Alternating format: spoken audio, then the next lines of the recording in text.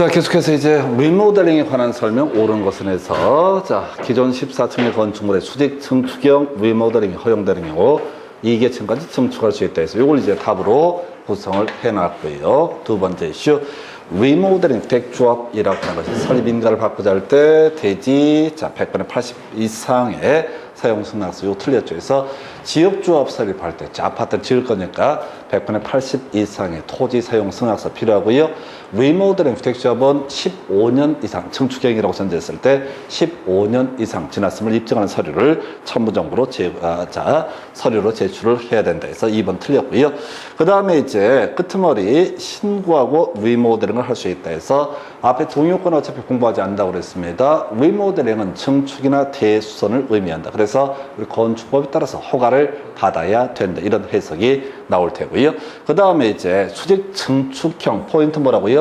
증축형 리모델링 뒤에 몇 년? 15년 이상 지났음을 입증한 서류를 첨부를 해야 된다 해서 2번하고 4번 묶어서 자, 증축이 되면 얼마? 15년 이상이라고 하는 거. 그 다음에 수익이야기 문제 논의할 실익도 없는 것이죠. 요거 할 때는 이제 기억하실 것이 도시개발법에서 조성 토지 등을 공급함에 있어서 원칙은 경쟁 입찰이라고 하면서 자, 택지와 공장 용지는 어떻다? 바로 추첨의 방식으로 공급할 수 있다. 나머지는 다 수의계약의 방식으로 공급할 수 있다. 물론 하다가 지난번 문제에서는 수의계약의 방법으로 공급해야 한다. 틀렸습니다. 추첨의 방식으로 공급해야 한다. 틀렸습니다. 할 수 있다. 이렇게 가야 되죠. 그래서 별걸 다 내서 자, 이렇게 보셨고, 그리고 문제가 점점 난이도가 어떻게 올라가는 그런 경향이 있습니다. 그래서 하여튼 답은 1번 이렇게 보셨고요.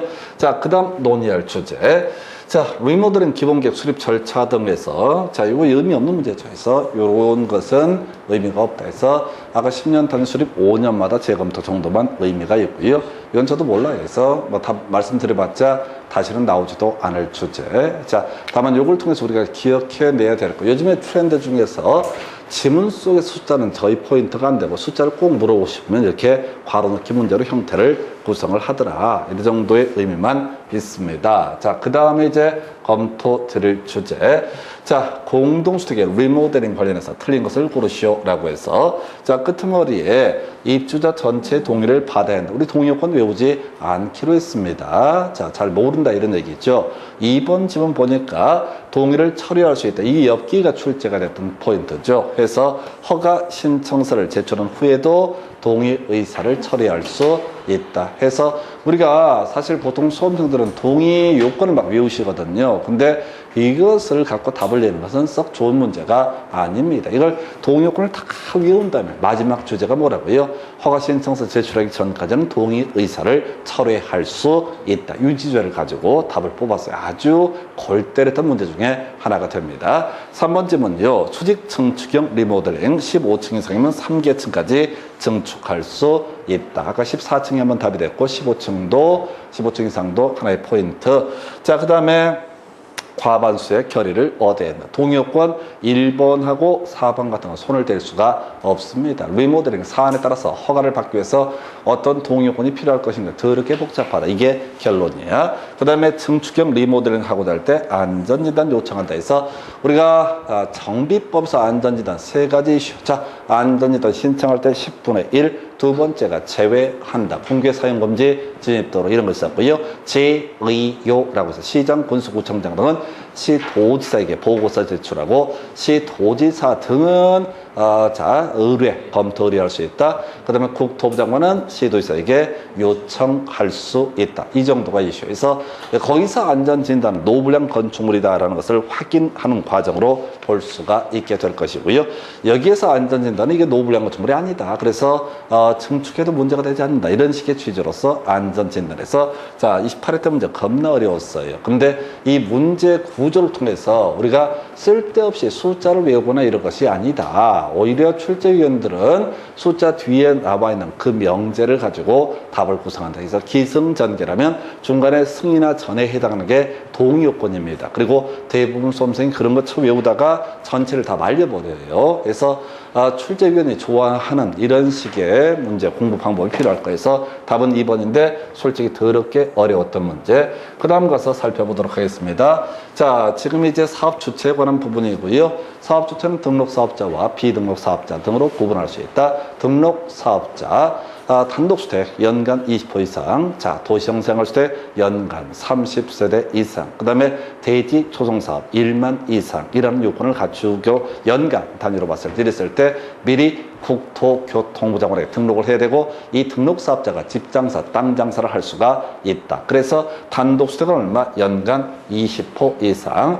그 다음에 대지 초성사업은 1만 제곱미터 이상이라고 하는 거, 이렇게 구성을 합니다. 그래서 이 문제에서 뒤에서 한번 정리해 드리겠지만, 도시형 생활주택은 얼마? 30세대 이상이라고 하는 거, 지문 형태로 구성이 될 수가 있을 겁니다. 그래서 26회 때 문제 답은 2번이었었고요. 그 다음에 이제 검토 드릴 주제, 주택조합 얘기 나올 텐데, 자, 우리가 이제 주택조합 등에 관한 거 다 인가 받아야 됩니다. 국민주택을 공급받기 위한 직장조합은 어떻다 신고하면 되고, 나머지는 다 어떻다 인가를 받아야 된다라고 하는 거. 그래서 자, 국민주택을 공급받기 위한, 이게 이제 포인트가 된다. 지역주택 리모델링 주택조합, 자, 지역주택 설립이 됐든 변경이 됐든 해산이 됐든 다 인가 항목, 리모델링 주택조합도 인가 항목으로 해석을 하게 된다. 그리고 나서 뭐라고요? 지금 국민주택을 공급받기 위한 직장조합, 뒤에 해산 이런 게 중요한 게 아니야. 그래서 주택조합이라는 게 주로 이슈가 되는 게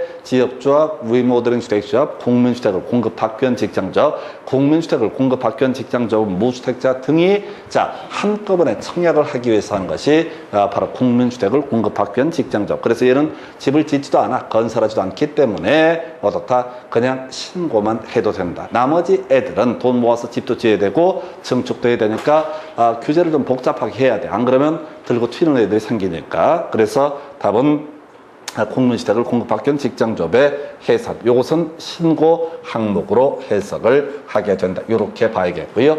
그 다음 문제 가서 확인을 해볼까요? 해서 주택조합에 관한 설명 등 옳은 것을 고르시오 라고 해서, 국민주택을 공급받기 위한 직장조합, 끄트머리 인가 틀렸죠? 국민주택을 공급받기 위한 직장조합은 어떻다? 신고라고 할 것. 2번 점은 지역주택조합이라고 하는 거. 자, 임대주택을 건설한 주택 건설 공급하는 세대수를 포함해서 주택 건설 예정 세대수의 2분의 1 이상의 조합원으로 구성해야 된다 해서 중간 얘기 필요 없고, 나중에 조합원 수 20명 이상일 것, 2분의 1 이상으로 구성할 것, 이런 것들이 이슈 좀 이따 정리할 거예요. 중간 얘기 보지 마시고 제일 뒤에, 앞에 뒤에 이렇게 가야 돼. 해서 주택조합의 조합원 수 가지고 답을 나중에 뽑아냅니다. 그리고 자, 지금 2분의 1, 50%라고 하는 것을 50% 이상이라는 표현을 씁니다. 그래서 이걸 이제 여러분 자료에는 50% 이상이라는 표현을, 여기서는 2분의 1 이상이라는 표현을 쓰고 3분의 1에서 틀리게 뽑아냈고요.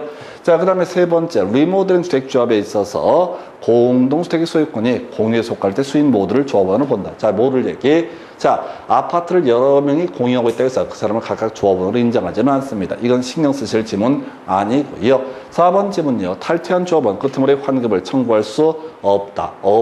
틀린 표현 되겠습니다. 나중에 한 번에 정리할 거예요. 뒤에 패턴 잡아내셔야 돼. 5번 겁나 중요한 거 나와있지? 신고하지 않냐고 선착순의 방법으로 조합원을 충원할 수 있다. 원래 주택조합의 조합원 모집할 때는요, 자, 바로 공개분양이라고 하는 것을 해야 되죠. 공개분양을 해야 됩니다. 그래서 시장구청에 시군구청장에 신고하고 공개분양 추첨의 방식을 통해서 공급해야 되는데, 추가 모집, 충원 등을 하는 경우는 어떻다? 신고하지 않냐고 선착순의 방법으로 모집할 수 있다. 좀 이따 정리해 드리겠지만 이거 겁나 중요한 주제. 그래서 여기서 주요 이슈들을 한번 볼까요? 1번, 국민주택을 공급받기 위한 직장조합, 뒤에 신고해야 된다. 그 다음에 이제 주택조합의 조합원 수, 주택건설 예정 세대수의 50% 이상으로 하되 20명 이상 이해야 된다 해서 숫자 틀리게 뽑아냈었고요. 그리고 유예는 나중에 이제 공부하다 보면 거의 도배하는 주제예요. 5번 질문은 언제 나오든 답이 될 수 있는 주제. 나중에 이제 추가 모집되는 조합원의 자격 요건 판단 시기,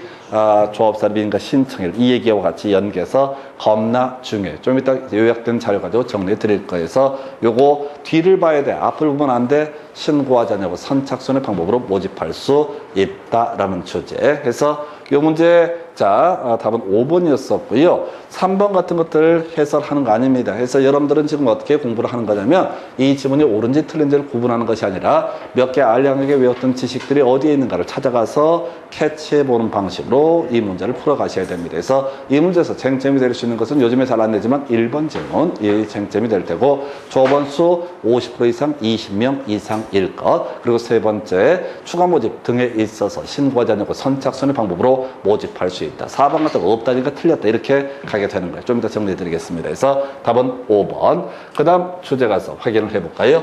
자, 지역주택조합에 관한 설명 옳은 것을 고르시오라고 해서 자, 바로 조합은 등록을 해야 된다. 틀렸습니다. 그래서 조합은 등록사업자와 결합해서 사업을 추진하기 때문에 굳이 등록할 필요가 없다라고 합니다. 이때 조합은 지역주택조합을 의미하게 됩니다. 그래서 원래 연간 20% 도시형생활주택 30세대 이상 주택건설사업 등을 꿈꾸는 사람은 미리 국토부 장관에게 등록을 해야 되는데 지역조합은 혼자 하는 게 아니라 등록사업자와 건설사와 함께 하기 때문에 어떻다? 굳이 등록할 필요가 없다라고 할 것 이렇게 봤고요. 2번 조합과 등록사업자가 공동으로 사업을 시행하는 경우 등록사업자 손해배상 책임을 지게 된다. 18회 때 답이 됐던 주제. 그래서 다시 갑시다. 등록사업자하고 지역조합이 결합을 해서 사업을 추진합니다. 그래서 지역조합에 있어서는 따로 등록을 하지 않아도 되고요. 대신 등록사업자는 조합원에게 손해를 가했을 때 어떻다? 손해를 배상할 책임이 있다. 역시 쟁점 안 돼요. 자, 그 다음에 이제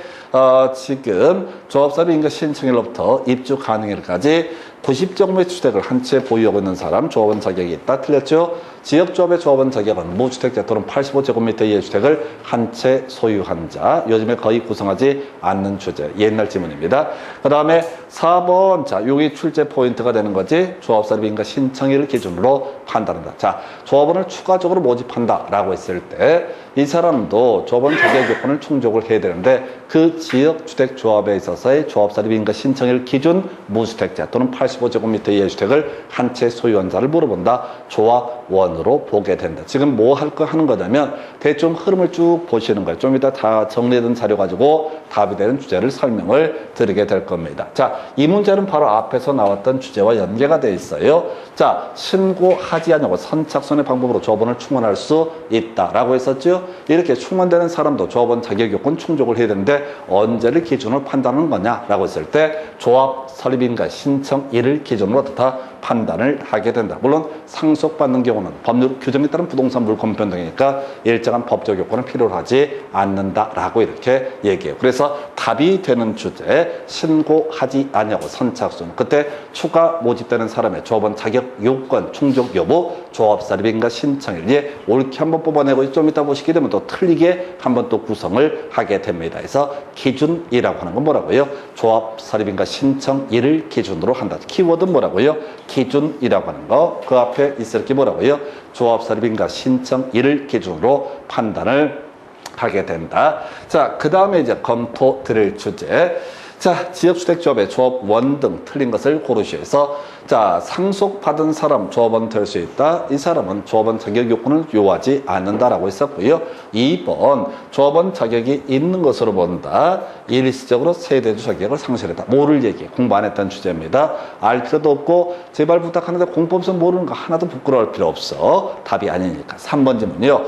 자, 신규로 가입해 할 수 있다라고 해서 뭐 이런 것들이 있을 수 있겠고요. 조합원 우리가 아까 조합원의 숫자가 주택 건설 예정 세대수의 50% 이상으로 하되 20명 이상이 돼야 된다. 그래서 50% 자, 만약에 100세대를 뽑기로 했는데 어떻게 하다 보니까 조합원 수가 45명밖에 안 됐다. 그러면 어떻다? 신규로 충원을 할 수가 있다. 이런 식의 논리 구조가 되겠습니다. 자, 그 다음에 기준 요거 답이 된다고요. 해서 조합 설립인가 신청일 이렇게 되어 있는 것을 이걸 가지고 추가 모집 공고일이라고 해서 틀리게 뽑아내는 거야. 출제 기술을 보셔도 28회 때 틀리게 해서 4번을 뽑아내고 아까 24회 때인가요? 해서 옳게 해서 조합 설립인가 신청일을 기준으로 판단한다. 뭔 얘기냐면은 자, 답이 되는 주제는 항상 정해져 있다. 출제위원이 뽑을 수 있는 게 몇 가지 선택지가 많아봤자 6, 7개밖에 안 된다. 그래서 한 번은 옳게, 한 번은 틀리게 이런 식으로 이게 기출문제를 보고 분석해서 냈든 안 냈든 간에 항상 답을 내는 주제가 이슈가 있다라고 하는 거, 이게 포인트가 되게 됩니다. 해서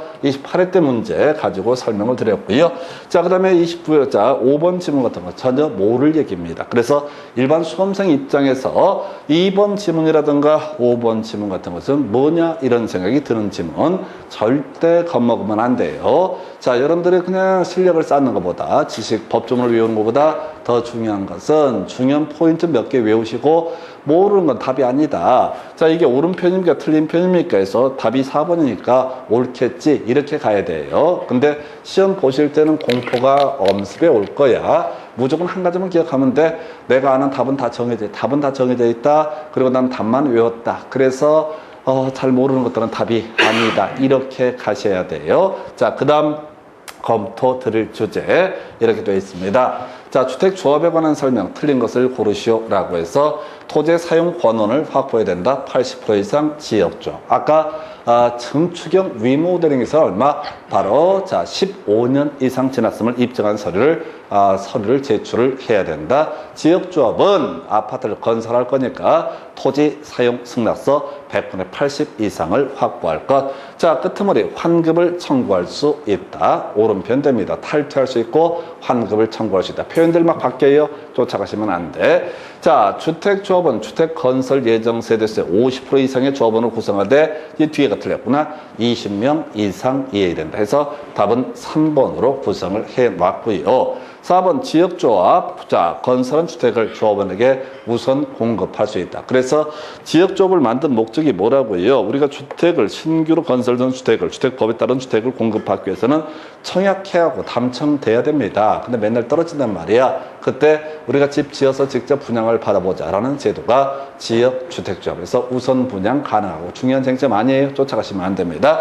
그 다음에 이제 뒤에 신고하지 않고 선착순의 방법으로 모집할 수 있다. 이때 신차 추가적으로 모집되는 이 방법, 모집되는 사람의 자격 요건은 조합 설립인가 신청일을 기준으로 다 판단하게 된다. 그래서 답 시리즈 볼까요? 자, 80% 이상도 특히 이제 리모델링 주택지역과 자꾸 비교해서 출제하는 포인트가 될 테고, 조합원 수 50% 이상, 주택 건설 예정 세대수의 50% 이상, 그리고 얼마? 20명 이상 이해야 된다. 세 번째 이슈, 신고하지 아니하고 선착순의 방법으로 모집할 수 있다. 추가 모집되는 사람의 자격 요건 판단 여부는 조합설립인가 신청일을 기준으로 무주택자 또는 85제곱미터 이하의 주택을 한 채 소유한 자가 추가 모집돼서 조합원이 될 수가 있다. 이게 이제 대충 윤곽이 잡혀야 돼. 어디서 답을 구성하는지를 논지를 빤히 채셔야 돼. 자, 그래서 이 문제 답은 3번이었고요. 그 다음 주제 확인해 보시게 되면, 자, 주택조합, 지역조합의 설립에다 신청을 위해서 제출하는 서류에 해당하지 않는 것은 해서 이 문제는 좀 더러운 것 같다 해서 일단 우리가 알아야 게 주택 건설대 80% 이상의 사용 권원을 확보했음을 입증하는 서류. 요건 이제 쟁점이 되는 거죠. 자, 그리고 나머지 자 가야 되는데 이건 자 언제 나왔어? 30회 때 개쓰레기 같은 문제가 되겠습니다. 찍어야 되는 문제예요. 조합을 설립할 때 필요한 서류가 아닌 것을 고르시오라고 해서 조합을 설립할 때 조합장 필요하겠죠. 그래서 조합장 선출 동의서. 그 다음에 우리가 여기서 이제 용어죠. 자, 우리가 저 도시개발법 할 때 사업 시행자가 토지 소유자가 되면 규약이라는 표현을 썼었고요. 그 다음에 공적인 주체가 되면 시행규정. 그 다음에 조합일 때는 뭐를 정관이라는 표현을 썼다. 근데 지역조합에 있어서는 규약이라는 표현을 쓰고 있습니다. 조합의 내부 관계를 규율하기 위한 것을 규약이라고 얘기를 할 테고요. 조합원 자격이 있는 자임을 확인하는 서류에서 답은 2번인데 이건 너무 어려웠어요. 정산서. 정산서는 뭐예요? 다 끝났을 때 하는 게 정산에 관한 주제에서 이건 그냥 틀리라고 되는 그런 문제 중에 한 패턴에서 답은 2번 이렇게 구성합니다. 그 다음 출제 이슈.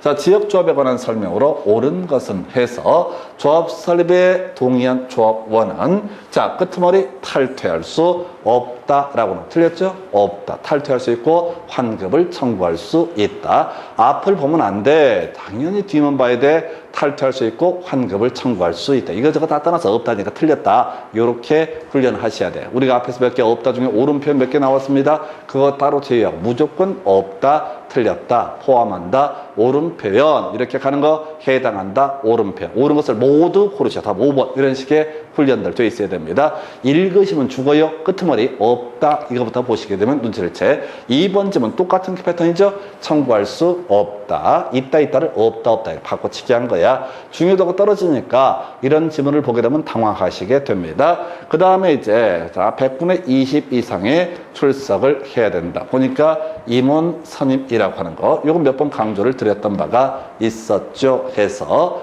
요렇게 자 앞에서 임원 얘기 다시 갑시다. 도시개발법에서 임원의 선임은 반드시 총회 의결을 거쳐야 된다. 정비법에서 보궐이사, 보궐감사의 선임은 대의원에서 의결할 수 있고 보궐조합장, 조합장 이런 것들은 선임 등은 총회 의결을 거쳐라. 그 다음에 조합장, 이사, 감사, 해임은 반드시 어떻다? 총회 의결을 거쳐라. 그거 가지고 한참 우려먹다가 정비법에 와서 주택법에 와서 주택조합의 임원이라고 하는 거, 지역주택조합의 임원이라고 하는 거.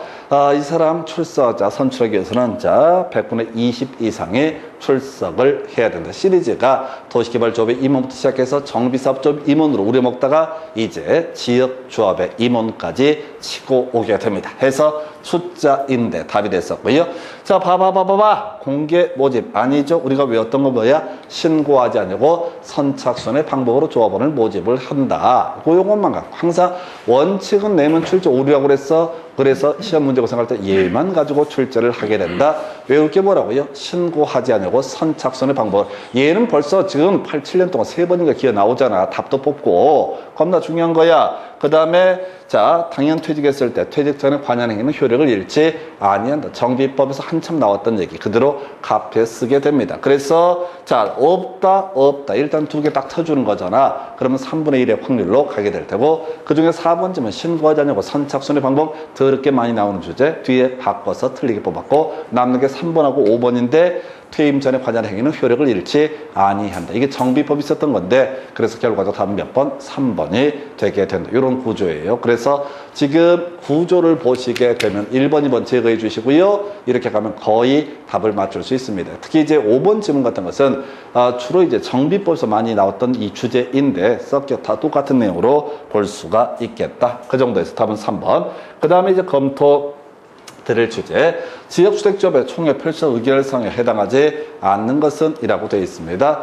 임원의 선임 해임 이건 아까 100분의 20명 이상 출석해야 된다. 이것도 약간 찍는 문제 형태예요. 해서 답을 한번 가볼까요? 해서 주택상환사채 발행 방법의 변경. 자 뒤에 나올 주제죠. 주택상환사채 누가 발행합니까? 토지주택공사. 그 다음에 등록사업자가 야 돈 좀 꿔줘라. 주택건설 재원이 부족하다. 돈 빌려서 나중에 주택으로 돌려주게 되는 걸 뭐라고 한다? 주택상환사채. 주택조합하고 주택상환사채는 아무런 관련이 없는 것이죠. 그래서 주택조합이라고 하는 것은 지들이 돈 모아서 집 지어서 분양을 받는 것을 주택조합 제도라고 부르게 될 것이고 이에 비해서 지금 뭐가 있었지? 바로 주택상환사채는 등록사업자, 건설사라든가 토지주택공사가 주택건설에 필요한 재원을 확보하기 위해서 돈을 꾸는 것을 가리켜서 뭐라고 그런다? 주택상환사채. 이게 큰 그림 묻는 거야. 이게 개별적으로 총회 의결사항을 외우라는 게 아니라 주택상환사채는 토지공사나 또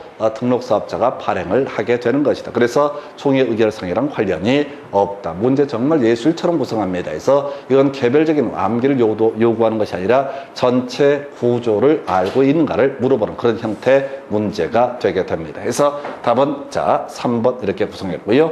그 다음 검토 드릴 주제 자 리모델링, 증축형 리모델링을 하고자 할 때 제출할 첨부서류가 아닌 것은 해서 이건 쉬웠던 문제죠. 해서 100분의 80 이상의 토지 사용 승낙서. 아까 지역조합은 집을 건설하니까 뭐가 필요하다? 토지 사용 승낙서 100분의 80 이상이 필요하다. 증축형 리모델링은 얼마? 10 15년 이상 지났음을 입증한 서류를 첨부정자 서류로 제출을 해야 된다 해서 좀 간단하게 구성했던 주제. 이 문제를 보고 나서 아까 엽기적인 시리즈가 아까 지역조업이었나요? 그래서 정산서라고 하는 엽기적인 문제를 구성을 했던 바가 있습니다. 그래서 이게 전통적인 문제죠. 지역조업과 리모델링 주택조업의 설립 관련해서 필요한 서류. 자, 지역조업은 100분의 80 이상의 사용 승낙서를 얻을 것. 리모델링 증축계획이라면 15년 이상 지났음을 입증하는 서류를 제출할 것. 이렇게 구성하다가 약간 나쁜 놈의 새끼들이 그냥 정산서 30회 때 엽기 시리즈로 구성을 하게 됩니다. 어찌됐든 간에 뭘 눈치를 채야 되냐면 출제위원들이 지금 언제 26회 때 이 문제를 보고 나서 어떻게 이걸 꽈볼까 하다가 아마 이 문제였었죠? 바로 30회 때 지역조합, 아까 리모델링 주택조합에서 일단 지역적으로 바꿔주고 그리고 정산서라고 하는 엽기적인 시리즈를 가지고 구성을 하게 된다. 해서 어느 쪽이 됐든 간에 문제가 사실 난이도가 쉽다는 얘기는 아닙니다. 근데 항상 꼬리에 꼬리를 물고 그럼 앞으로 또 내면 뭘 내겠어? 리모델링 주택조합의 설립인가에 필요한 서류 등 똑같은 문제 구성이 될 수도 있을 겁니다. 해도 또 몰라. 어차피 뭐 수십 번은 문제를 풀어도 수업생들이 이것도 모르는데 왜? 그래 하도 양이 많아서 더럽게 양이 많아. 진짜 양이 많아서 힘들어요. 그래서 하여튼 세상 하늘 아래 새로운 문제는 없다. 이게 결론이에요. 그래서 이렇게 보셨고 그 다음에 이제 아까 어디 있었지? 요거 토지 사용 승낙서는 필요가 없다. 그 다음에 이제 검토 드릴 주제.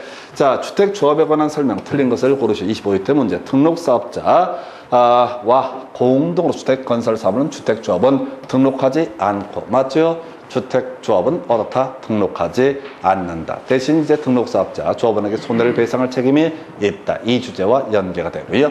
2번, 리모델링 주택조합, 끄트머리 매도 청구를 할 수 없다. 옛날 문제인데, 자, 틀린 표현 되겠습니다. 그래서 없다, 틀렸다. 해서 리모델링, 자, 관련해서 일정한 조합 설립할 때 동의를 하지 않게 되면 그 사람 조합은 될 수 없고 그 사람에 대해서는 매도 청구를 할 수 있다. 매도 청구의 취지는 일정한 요건을 갖췄을 때 법원 판사가 야 팔아! 라고 강제하는 것을 뭐라고 한다? 매도 청구라고 부른다. 이건 나중에 이제 매도 청구라는 주제를 따로 한번 공부를 하게 될 텐데 리모델링 주택조합에서 조합원 자격 관련해서 바로 자, 매도 청구를 할 수 있다. 그래서 보통 리모델링 주택조합 하면 다 틀리게 답이 아니게 구성하는데 이 아이만 과거 한때 되게 유행했던 문제 좀 이따 유역집 가지고 정리해 드릴 겁니다. 조합 원 파트에서 논의할 쟁점이에요.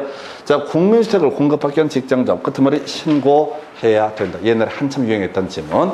그 다음에 이제 조합원 끄트머리 탈퇴할 수 있다. 자, 공사계약 체결, 조합 총회 의결을 거쳐야 이런 것들은 중요한 쟁점이 아니죠. 상식으로 가야 될 주제. 해서 이 문제에서 지금 답은 2번 해서 옛날 문제다 보니까 지문들이 짧습니다. 요즘 문제 트렌드라고 하는 것이 뭐냐면은 지문이 더럽게 길어. 그걸 어떻게 해야 돼? 주어, 수로 끊어서 가시면 오히려 문제가 간단해져. 근데 이제 지문이 기니까 프레셔를 받아가지고 계속 꼼꼼히 읽게 되면 개판돼 버립니다. 어차피 봐도 모를 얘기가 대부분이니까 해서 이 문제 답은 좀 쉬웠던 주제 2번 이렇게 뽑아냈고요. 그 다음에 이제 검토 드릴 주제. 자, 주택 상환 사채 등 틀린 것은 해서 자, 다시 갑시다. 주택 상환 사채를 발행할 수 있는 사람은 자, 회사채 일종이다. 등록사업자와 토지주택공사. 출제 포인트 등록사업자, 일반 건설업체에서 주택 상환사채를 발행을 하고자 할 때 지급 보증을 받아야 한다. 자, 지급 보증 받아서 사채를 발행했다고 했을 때 나중에 주택 상환사채 효력에 등록사업자 등록이 말소가 되더라도 주택 상환사채 효력에는 영향을 미치지 아니한다. 두 가지 맹점이죠. 해서 답은 3번. 자, 해서 등록사업자만 이슈. 나머지 포인트 안 돼요. 등록사업자가 사채를 발행하려면 믿을 수 없으니까 금융기관 등의 지급 보증을 받아야 한다. 보증까지 받아서 주택상환사채를 발행을 했다고 했을 때 나중에 사고 나더라도 어떻다? 이 주택상환사채 효력에는 영향을 미치지 아니한다. 해서 다음 몇 번 효력이 상실된다 해서 3번을 구성을 하게 됩니다. 자, 그리고 이제 같이 묶어서 나올 두 개의 문제가 나와 있죠. 그래서 공급질서 교란행위 아닌 것을 고르시오. 해서 우리 주택법에서는 내 집 마련의 기회를 부여해서 주택상환사채, 입주자, 저축증서, 주택조합원의 지위 이 세 가지 제도를 마련해 두고 있습니다. 주택조합 제도도 집 없는 서민들이 또는 소규모 주택을 가지고 있는 서민들이 내 집 마련 쉽게 하기 위해서 주택상환 사채 제도도 입주자 저축증서 제도도 내 집 마련의 꿈을 실현시키기 위한 그런 수단이 되게 된다. 이거 양도, 양수, 알선 뭐 등등등 이런 것들 다 광고 다 금지가 되게 된다. 그러나 다만 상속, 저당에 의한 경우 어떻다? 그러하지 아니하다. 그럼 상속이 나와 저당이 나와? 저당이 나와. 왜? 상속이 앞에 있고 저당이 뒤에 있으니까 출제위원들은 뭘 가지고? 뒤에 있는 저당을 가지고 출제한다. 상속이 쉬워요? 저당이 쉬워요? 자, 저당이 쉽다. 자, 상속이 더 쉽고 저당이 어렵다고 본다고. 법조문에서 뭐라고 나온다고요? 상속 저당의 경우에는 제외한다라고 법이 돼 있다고. 그러면 자, 이 억수로 긴 문장, 말도 못하게 긴 문장, 한 10줄 됩니다. 과장하면 10줄 되는 문장인데 끄트머리가 뭐라고요? 상속 저당은 제외한다. 그럼 이제 우리가 갈 때는 공급에서 교랑 행위를 외우는 게 아니라 아닌 걸 외우면 되는 거야. 그래서 입주자 저축 증서의 저당은 어떻다? 금지되는 행위가 아니다. 요거 담보로 돈 빌리는 건 문제가 되지 않는다. 이런 논리 구조가 되겠습니다. 그래서 24회 때 나왔었죠. 사실 그 전에도 많이 도배했던 문제 23회 때도 나왔었고요. 자, 하여튼 이 문제가 나오고 나서 그 다음 문제를 보게 되면 25회 때 똑같은 문제가 구성됩니다. 그래서 공급제에서 결혼행위에 해당하지 않는 것은 해서 다음 몇 번이라고요? 저당. 읽어볼 것도 없어. 자, 저당. 이렇게 낸다고. 그냥 대놓고 내버린다고. 아까 나 입주와 저축증서를 했다. 이때는 주택상환 사채라고 했다. 똑같은 구조가 되는 거야. 그래서 이걸 쳐 읽고 말고 한다고 해서 외워지지도 않고 문장 길어서 수험생들 뒤지게 쳐 외운다고요. 아무 의미 없는 짓거리야. 상속 저당은 어떻다? 그러하지 아니하다. 근데 상속은 유치하니까 안 내. 그냥 저당은 어떻다? 그러하지 아니하다. 이 정도가 공급제에서 결혼행위 등에서 여러분 자료 기준으로 한번 정리를 해보게 되면 203페이지부터 가서 지금 공부하신 내용들을 확인해 보도록 하겠습니다. 그래서 소위 사업주체라는 개념에 대해서 확인해 봅니다. 그래서 사업주체를 크게 국토부장으로 미리 등록하는 등록사업자와 등록하지 않고도 주택건설사업 등을 할 수 있는 비등록사업자 이렇게 두 개로 대비를 볼 수 있다. 단독주택 얼마? 20호 이상. 공동주택 원층은 20세대. 시험에 나올 수 있는 것은 도시형 생활주택은 얼마? 30세대 이상. 그래서 공동주택 과료율고 도시형 생활주택의 경우 30세대를 말한다. 이렇게 돼 있으니까 우리가 외워야 하는 건 뭐라고요? 도시형 생활주택 얼마? 30세대 이상. 대지 조성사업 1만 이상 등 하려면 미리 국토부장관에게 등록을 해야 된다. 이미 문제 보신 것처럼 26회 때 20호 1만 가지고 출제가 됐습니다. 도시형 생활주택은 얼마? 30세대. 비등록 사업자에서 국가, 지자체, 공사에서 토지공사, 지방공사 21회, 22회 때 나왔던 주제. 그리고 요 근래 나왔던 건 계속 지역조합 얘기만 계속 하고 있죠. 지역조합은 따로 어떻다? 등록을 하지 않고도 등록사업자와 결합해서 주택건설사업을 할 수 있다. 외울 것. 지역조합은 등록하지 않는다. 답 아니야. 그리고 등록사업자와 지역주택조합이 함께 사업 시행할 때 등록사업자가 사고 치게 되면 손해를 배상할 책임이 있다. 거기 보니까 등록사업자 나와 있고 손해를 배상할 책임이 있다. 나와 있죠. 제가 자료에다 밑줄 그어놓은 이유는 중간을 쳐보면 절대 안 된다. 마음 같아서는 다 지워버리고 싶어. 다 지워버리고 싶어. 중간 얘기를 다 지워버리고 싶어. 아 진짜 그렇다고요. 다 지워버리고 싶다고. 근데 무슨 막 난수표가 되고 사람들 지랄들을 하거든. 또 뭐 그냥 또 지우면 다 써요. 여기다가 틈새에다가 교재 찾아가지고. 그래서 하지 말라고 등록사업자 끄트머리 손해를 배상할 책임이 있다. 야, 거기 보면 그 있잖아. 믿음 천국 불신지요. 서울역 가면 이제 십자가 들고 이런 거 하잖아. 내가 그거 볼 때마다 여러분 생각이 자꾸 나. 이거는 제가 지금 여러분들을 연맥이려고 가르치는 것도 아니고 뭐 사기칠 것 학원도 이미 망했기 때문에 우리는 만날 일도 없고 내년을 꼭 기약하지도 없어. 그게 이제 막 나가는 건데 제발 자 밑줄 그은 것만 보시라고. 그럼 나중에 여러분들이 같은 10분을 투자한다고 했을 때 이걸 다 외운다고 물론 이제 5분제라면 잊어버리는 것도 알고 있어요. 근데 그게 서너 번 되면은 다 나중에 시험 문제를 볼 때 내용을 몰라도 포인트가 딱딱 보인다고. 그 훈련을 하셔야 된다고. 막 가는 내용에서 내용 쳐 있고 이러면 안 된다고. 이해가 안 되면 안 돼. 이해가 되고 안 되고는 아무런 중요치가 않아. 어차피 시험장 가서는 이거 5초 만에 딱딱 체크를 하셔야 된다고. 내용을 파악할 수 없어요. 절대로. 힘들어서. 자, 하여튼 뭐 그러다 치고 믿음천국 불신지역 오늘 말씀의 주제. 자, 주택조합의 설립 관련해서 지역주택조합 100분의 80 이상의 토지 사용 승낙서 뒤에 시군구청장의 인가라고 하는 거, 리모델링 주택조합 증축형이 됐을 때 15년 이상 지났음을 증명한 서류, 그리고 시군구청장의 인가, 그리고 요즘엔 잘 내지 않지만 국민주택을 공급받기 위한 직장조합 뭐라고요? 시군구청장에게 신고하면 된다라고 하는 거, 요즘에 잘 내지 않죠. 그 다음에 이제 거기 이제 조합원 관련해서 리모델링 주택조합을 제외한 주택조합의 주택건설 예정세 수 50% 이상으로 하되 20명 이상 이해된다 해서 50% 이상을 아까 3분의 1 이상에서 틀리게 나왔었고 20명 이상을 10명 이해된다 해서 틀리게 해서 답을 뽑았던 바가 있습니다. 답이 기억이 나셔야 돼. 자, 그런데요, 요건 20명 이상 이해된다 이런 건 시험에 못 냅니다. 왜냐면은 그 앞에 길을 다 써야 되거든. 그러니까 아까 출제할 때 귀찮으니까 10명 이상으로 한다 해서 틀리게 뽑는 거예요. 자, 출제 기술의 문제입니다. 출제 기술의 문제. 20명 이상으로 해버리게 될 것 같으면 이 중간 얘기를 다 써야 된다고. 그래야 출제 오류 시비가 안 나온다고. 괄호를 빼버리고 20명 이상에다 50% 이상 이렇게 하면 손 들고 얘기한다고. 난 괄호 빠져서 틀린 줄 알았는데 이렇게 시비를 걸기 때문에 출제 기술상 얘는 무조건 틀리게만 뽑는 거예요. 아까 3분의 1 이상 또는 20명 이상을 10명 이상. 뭔 소리인지 감 잡히시죠? 구조가 50% 이상, 그 다음에 20명 이상으로 돼야 된다. 근데 문장이 엄청 길잖아요. 그래서 이걸 옳게 낼 수가 없다고. 50% 이상으로 한다라고 해버리면 출제 오류야. 왜? 뒤에 20명인지 30명인지 이 숫자가 안 나와 있으니까 얘기를 하다만 꼴이니까 틀렸다고 볼 수도 있고 맞다고 볼 수도 있어. 이래서 출제위원들이 아까 50% 이상은 3분의 1 이상, 그 다음에 이제 지금 20명 이상은 10명 이런 식으로 해서 틀리게 뽑는 거야. 문장이 길어지게 되면 이걸 다 외우는 게 아니라 포인트만 외워서 쇼부를 치는 거예요. 그 다음에 지금 보게 되면 조합원의 자격. 자, 그 지역조합원 조합사비인가 신청일 기준으로 무주택자 또는 85제곱미터의 주택을 한 채 소유한 자. 밑줄 그을 거 없어. 요즘에 안 내는 패턴이야. 옛날에 한참 유행했던 거. 국민주택을 공급받기 위한 거기 리모델링 주택조합 끄트머리 찬성하지 않는 자에 대해서 매도 청구를 할 수 있다. 24회 때 답이 됐던 거 있지요? 해서 자, 리모델링 주택조합 설립에 동의한 자만이 조합원 자격 요건을 가지고 있다. 그 다음에 직장조합에서 자, 조합 설립, 주택조합의 설립 신고 신청일로부터 무주택자. 근데 이런 것도 자세히 할 것도 없어. 이것도 법에는 설립인가 신청이라고 돼 있어. 말이 안 되죠. 국민주택을 공급받기 위한 직장조합 뭐죠? 설립 신고하죠. 그러니까 제가 조제 만들어 온 것처럼 설립 신고 신청일 기준 무주택자 이렇게 가야 된다고. 근데 주택법에서는 설립인가 신청일부터 무주택자 이렇게 법이 돼 있다고. 말도 안 되게 돼 있다고. 근데 그것 때문에 스트레스 받는 사람은 수험생 몇 명밖에 없어. 꼼꼼히 보시는 분들. 이런 것들은 요즘에는 포인트가 안 돼.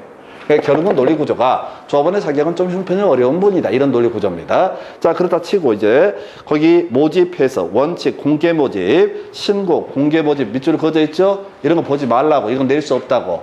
원칙은 내면 출제 오류라는 거 아시죠? 원칙 이 명제를 출제를 하면은 이 말 자체가 틀린 것은 아니니까 옳다고 볼 수도 있지만 예외를 포섭하지 못하기 때문에 이 문제를 출제를 할 수가 없다고. 그러면 그 다음 페이지 가서 여러분 자료. 자, 예외라고 해서 신고하지 않냐고 선착순 나와 있죠? 이것만 외우는 거야. 신고하지 않냐고 선착순. 앞에 뭐가 붙어 있든 간에 시험에 내릴 수 있는 건 뭐라고요? 신고하지 않냐고 선착순. 이것만 내릴 수가 있는 거야. 아까 3번 나왔잖아. 그 2번 뭐 옳게 하고 1번 틀리게 하고. 그 다음에 자격 요건 판단이라고 해서 1번 설립인가 신청 일을 기준으로 한다. 기준 앞에 2번, 한 번은 옳게 24회 때, 한 번은 틀리게 28회 때 해서 조합 설립인가 신청일 기준 이 새롭게 들어온 사람들 무주택자 또는 경우에 따라서 85제곱미터의 주택을 한 채 소유한 사람, 이 사람이 뭐가 된다? 조합원이 될 수 있다. 그래서 신고하지 않냐고 선착순 얘기하고요. 기준 하면 뭐라고? 기준 하면 설립인가 신청 일을 기준으로 판단을 하게 된다. 이렇게 가는 거라고. 요 2개 가지고 지금 하나, 둘, 셋, 넷, 4번인가 답을 뽑는다고. 또 내도 어차피 몰라. 왜? 추가 모집 사유가 대단히 많기 때문에. 부족해서 충원하는 경우도 있고 미달돼서 충원하는 경우도 있고 경우의 수가 많기 때문에 계속 그걸 바꿔치기 출제를 한다고요. 그러니까 그 사연들은 중요한 게 아니다. 신고하지 않냐고 선착순, 그 다음에 또 하나 이슈가 지금 그죠. 조합설비인가 신청일을 기준으로 상속은 중요치 않고 탈퇴할 수 있다. 환급을 청구할 수 있다. 나와있죠? 아까 답도 아니게 항상 탈퇴할 수 없다. 환급을 청구할 수 없다. 있다고 장난치는 것들. 사연 보지 마시라고. 이런 것들은 답이 되지 않으니까 해서 뒤만 싹싹 보시는 거예요. 임원이라고 하는 거. 자, 퇴임 전에 관련 행위 효력을 잃지 아니한다. 아까 지문 한번 나왔던 것이고요. 자, 총회 의결사항. 자, 이걸 외우자는 건 아니고요. 중요사항은 반드시 총회에서 의결을 거쳐야 된다. 근데 아까 주택 상환 사채 이런 것들 아니었고 정사자 앞에서 설립할 때 총회할 때는 정산세 이런 것들은 포함되지 않는다. 이런 취지. 임원의 선임이라는 것은 반드시 어떻다? 총회 의결을 거쳐라. 그래서 임원의 선임을 위한 총회 100분의 20 이상의 출석을 해야 된다. 이게 이제 아까 답이 한번 됐던 사례가 되게 됩니다. 그래서 지금 보시면서 뭘 느끼게 되냐면 이 짧은 내용 안에 기존의 시험에 다뤄졌던 거의 한 90% 이상의 소재가 다 포함이 되어 있고 답이 될 만한 주제들은 제가 밑줄을 좀 끊어놨어요. 좀 사실은 답이 안 될 만한 것들도 아까 조합원의 자격 이런 것들 힘들어 하시니까 밑줄을 그어놨어요. 그래서 눈으로 쓱쓱쓱 보실 것, 눈으로 쓱쓱. 그래서 지금 설명드린 내용 좀 보셨고, 그 다음에 이제 205페이지 주택 건설 재원 등 관련해서 주택 상환 사채에서 토지공사 등록사업자 사채 발행할 수 있다. 자, 밑줄 긋지 말고 등록사업자 보증 받아야만이 어떻다? 사채 발행할 수 있다. 이게 한 전쯤 되는 거야. 결은 뭐야? 자, 등록사업자의 등록이 말소가 된 경우에도 주택 상환 사채 효력에는 영향을 미치지 아니한다. 마지막 결론이 되게 됩니다. 나머지 장부를 비치하고 이런 거 다 실대 없는 소리가 되게 된다. 그 다음에 이제 입주자 저축증서 이게 주택 청약 종합 저축증인데 이거 갖고 있어야 청약할 수 있다. 이런 전제에서 지금 내 집 마련에 보탬이 되는 지위증서, 주택 조합원의 집이 주택 상환 사채, 입주자 저축증서 등 어떻다? 양도, 양수, 알선, 광고 등 다 어떻다? 금지가 되게 된다. 다만 상속 저당에 의한 경우 어떻다? 그러하지 아니다. 문제 구성할 때는 금지 행위가 아닌 것을 고르셔야 해서 상속 저당. 그래서 우리 시험용으로 두 번 더 24, 25에 저당만을 가지고 구성한다. 그래서 이 중간 내용을 다 소화했을 때 마지막 뭐라고요? 저당 제외라고 하는 것을 외우시게 됩니다. 그래서 이게 어떻게 시험에 나올 걸 고민하는 게 아니라 패턴들을 보게 되면 예외 중에 예외, 상속 저당에 의한 경우 어떻다? 그러하지 아니하다. 이 정도까지가 사업 주체에 관한 주제. 오늘 여기까지 가겠습니다. 수고하셨습니다.